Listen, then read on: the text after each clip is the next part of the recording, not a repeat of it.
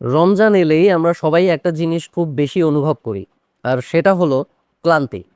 সারাদিন রোজা রাখার পর শরীর এমন একটা অবস্থায় চলে যায় যে তখন মনে হয় ইবাদত করতে মন চাচ্ছে ঠিকই, কিন্তু শরীর আর সাপোর্ট দিচ্ছে না।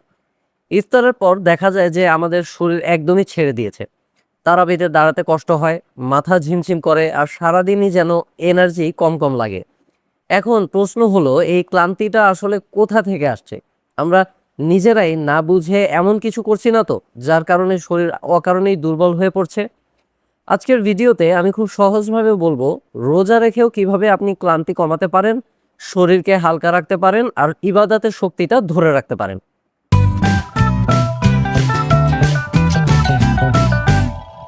আসসালামু আলাইকুম, আমি ডক্টর কাজী সাজ্জাদ হোসেন। সবাইকে স্বাগতম জানাই আমার আজকের ভিডিওতে। এই ভিডিওতে আমি আজ আলোচনা করব রোজা রেখেও ক্লান্তি কমানোর 5টি সহজ কিন্তু কার্যকরী টিপস। একদম বাস্তব কিছু অভ্যাস আজ থেকেই আমি আগামী কয়েকটি রোজার জন্য আপনাদের গড়ে তুলতে বলবো। যদি এই টিপসগুলো আপনি প্রপারলি ফলো করতে পারেন, তাহলে আপনার রোজা হবে একদম স্বস্তির।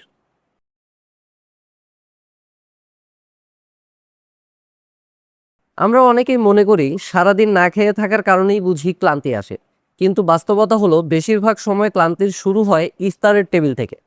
সারাদিন রোজা রাখার পর যখন আমরা একসাথে ভাজা পোড়া, ডুবো তেলে ভাজা খাবার, অতিরিক্ত মিষ্টি, শরবত আর খুব ঠান্ডা পানিও খেয়ে ফেলি, তখন শরীর হঠাৎ করে বড় একটা ধাক্কা খায়।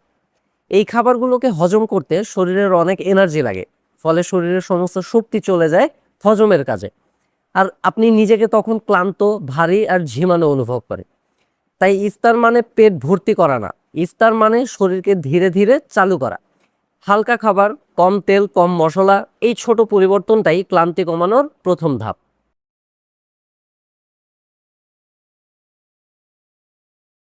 অনেকে ইফতারের পর কি করেন জানেন?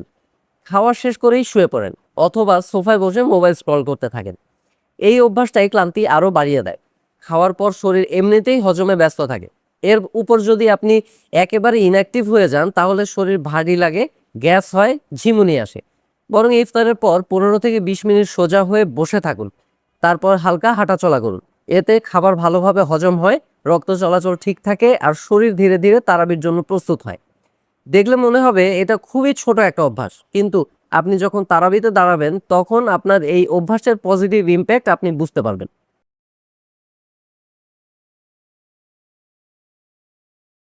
রমজানে ক্লান্তির একটা বড় কারণ হলো পানি শূন্যতা। অনেকে এটা বুঝতেই পারেন না। ইফতারে একসাথে কয়েক গ্লাস পানি খেয়েই ভাবেন কাজ শেষ, অনেক পানি খেয়ে নিয়েছি, আর তো ডিহাইড্রেটেড ফিল হওয়ার কোনো চান্সই নেই। কিন্তু কখনো কি ভেবে দেখেছেন যে আমাদের শরীর একবারে এত পানি ধরে রাখতে পারবে কিনা? আসলে আমাদের শরীর একসাথে একটা নির্দিষ্ট পরিমাণ ক্যাপাসিটির বাইরে গিয়ে পানি ধরে রাখতে পারে না। অতিরিক্ত পানি আমাদের প্রস্রাব, নিঃশ্বাস কিংবা ঘামের মাধ্যমে বের হয়ে যায়। ফলে ইফতারের ঠিক কিছুক্ষণ পরেই আমাদের মাথা ঝিমানো, দুর্বল লাগা, শরীর ভারী লাগা শুরু হয়। আস্তে আস্তে আমাদের শরীর ছেড়েই দিতে থাকে। তাই সঠিক উপায় হলো ইফতার থেকে তারাবি পর্যন্ত সময়টাকে ইউটিলাইজ করুন, এবং এই সময়টার ভেতরে অল্প অল্প পানি পান করতে থাকুন। খুব ঠান্ডা সফট ড্রিঙ্কস না, বরং সাধারণ পানি, ইসুপগুলের ভুসি, ডাবের পানি, অথবা চিনি ছাড়া লেবুর শরবত, এগুলো আমাদের শরীরকে এনার্জি দেয় এবং প্রপার হাইড্রেশন নিশ্চিত করে। আর শরীর ভেতর থেকে হাইড্রেটেড থাকলে ক্লান্তি অনেকটাই কমে যাবে।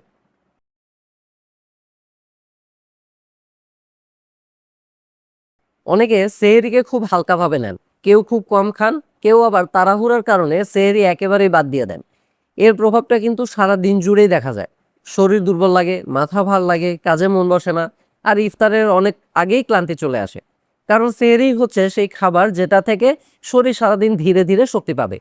তাই ভালো সেহরি মানে শুধু পেট ভরে খাওয়া নয়, বরং সঠিক খাবারের একটা কম্বিনেশন।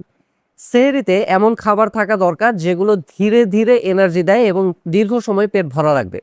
যেমন ডিম, ডাল, মাছ বা মুরগির মাংসের মতো প্রোটিনজাত খাবার, সাথে শাকসবজি বা সালাদ, আর পরিমিত ভাত বা আটা রুটি। কেউ চাইলে ওটস, দই বা সামান্য ফলও যোগ করতে পারেন। এর সাথে পর্যাপ্ত পানি পান করা খুবই জরুরি। তবে খুব ঝাল, অতিরিক্ত তেলযুক্ত বা খুব লবণাক্ত খাবার সেহরিতে খেলে পিপাসা বাড়বে এবং শরীর দ্রুত ক্লান্ত হয়ে পড়বে।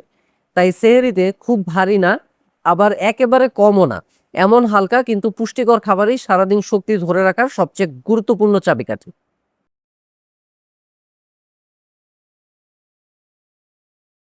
সব মানুষের শরীর একরকম নয়, কারো এনার্জি বেশি থাকে, কেউ আবার একটু দ্রুত ক্লান্ত হয়ে পড়ে। তাই অন্য কেউ কিভাবে রোজা রাখছে বা কতটা কাজ করছে তার সাথে নিজের শরীরকে তুলনা করার কোনো দরকার নেই। বিশেষ করে যাদের ডায়াবেটিস, লো প্রেশার, হার্টের সমস্যা অথবা বয়সজনিত দুর্বলতা আছে, তাদের একটু বেশি সতর্ক থাকতে হবে। শরীর মাঝে মাঝে নিজেই কিছু সংকেত দেয়, যেমন মাথা ঘোরা, চোখ ঝাপসা লাগা, বুক ধরফর করা, অতিরিক্ত দুর্বল লাগা বা হঠাৎ ঘাম হওয়া। এই লক্ষণগুলোকে কখনোই অবহেলা করবেন না। অনেকেই মনে করেন এগুলো সহ্য করলেই বেশি সওয়াব হবে, কিন্তু বাস্তবে ইসলাম কখনোই এমন ইবাদত করতে বলে না যেটা নিজের শরীরকে ক্ষতির দিকে ঠেলে দেয়। প্রয়োজন হলে বিশ্রাম নিন, শরীরকে একটু সময় দিন, এবং যাদের দীর্ঘদিনের কোনো অসুখ আছে তারা অবশ্যই চিকিৎসকের পরামর্শ অনুযায়ী রোজা পালন করুন। কারণ শরীর ঠিক থাকলেই ইবাদত সুন্দর হয়, মনও প্রশান্ত থাকে, আর রমজানের আসল আনন্দটা তখনই অনুভব করা যায়। মনে রাখবেন, রমজান কোনো কষ্টের মাস না, রমজান হলো আত্মার প্রশান্তির মাস। রোজা রেখে ক্লান্ত হয়ে পড়া কোনো কোইন্সিডেন্স না, বরং বেশিরভাগ সময়ই এটা আমাদের দৈনন্দিন কিছু ছোট ভুলের ফল। অল্প কিছু সচেতন সিদ্ধান্ত নিলেই আপনি সারাদিন শক্তি ধরে রাখতে পারবেন, আর ইবাদতও করতে পারবেন অনেক বেশি স্বস্তি আর মনোযোগের সাথে। ভিডিওটা যদি আপনার উপকারে আসে তাহলে লাইক দিন, শেয়ার করুন, হয়তো আপনার এই শেয়ারটাই কারো রোজার ক্লান্তি কমাতে সাহায্য করবে। এমন আরো হেলথ ও লাইফস্টাইল বিষয়ক ভিডিও পেতে আমার চ্যানেলটি সাবস্ক্রাইব করতে ভুলবেন না। আল্লাহ আমাদের সবাইকে সুস্থ শরীরে সুন্দরভাবে রোজা পালনের তৌফিক দান করুন। রমজান মুবারক।